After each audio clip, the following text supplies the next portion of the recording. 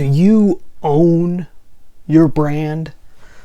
Hi, I'm Brian Pombo. Welcome back to Brian J. Pombo Live. I wanted to talk a little bit about the idea of whether you own your brand or not. So if we're talking business, I'm a business investor, that's my background. And if we're talking about your business, what's the name of your business? What are the type of things associated with your business? If somebody's looking your business up, say they find out about you from the normal sources or from some referral or something of that sort, what are they going to find when they type that name into Google?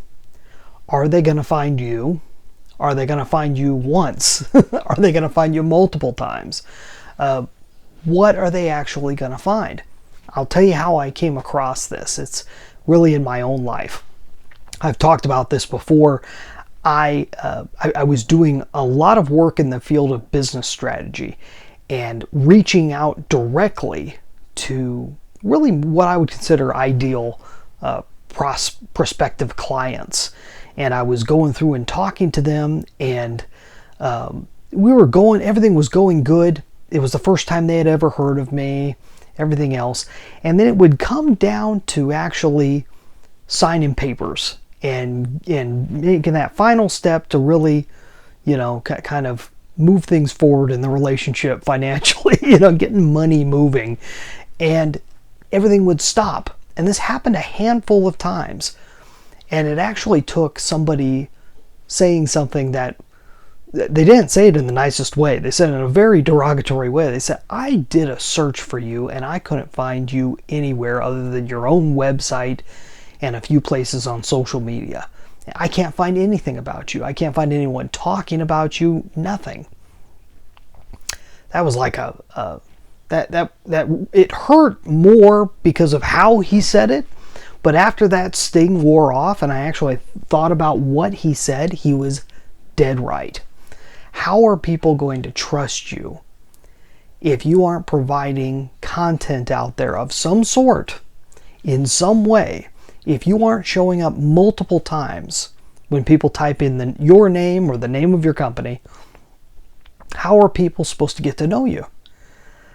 Unless you have a whole list of testimonials out there that are easy to access, that become the first thing that pop up. Other than that, how else are people supposed to know what you're about? Especially if you're looking for any type of long-term relationship. If you're looking for customers, clients, partners over long periods of time, if you're looking for lifetime situations, how do you get that?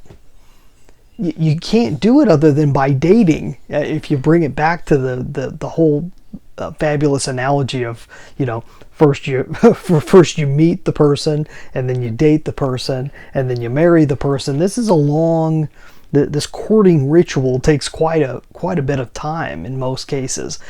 And how do you go through that unless in the business world it's very difficult. It's very difficult. There's so much distraction.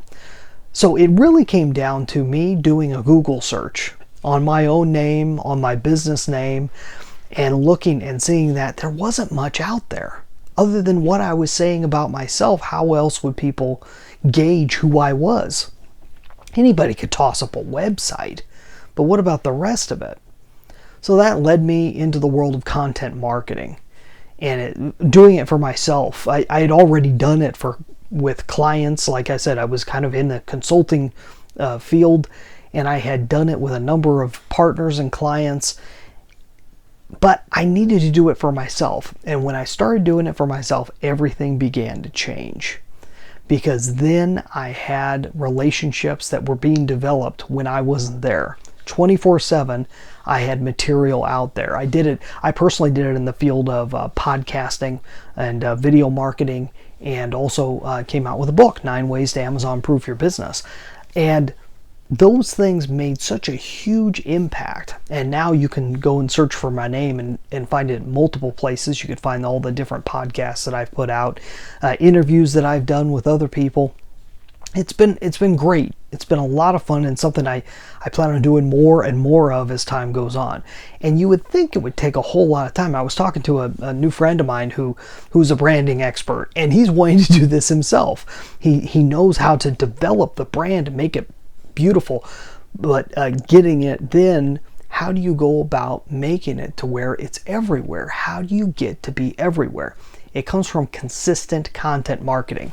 And if you're wondering whether this is even of interest to you whatsoever, or whether it would apply to your business, because it may not. I would say there's about 7 examples of situations where it doesn't apply to your business. So go and check out my training. It's inexpensive for what you're getting, because by the end of this training, you're going to know for sure whether content marketing is right or wrong for you, and you're going to have a clear idea about where to start if you know it's right for you. You'll know what the next step is. So go check out this training. It's called contentmarketingquestion.com. The actual name of the training is Should We Even Do Content Marketing, right? That's the question we're answering, but you can find it at contentmarketingquestion.com. That's all I got for tonight. Just a quick reintroduction of content marketing, because we haven't talked about it in depth for a while. So you have a good one. We'll be back tomorrow. In the meantime, get out there and let the magic happen.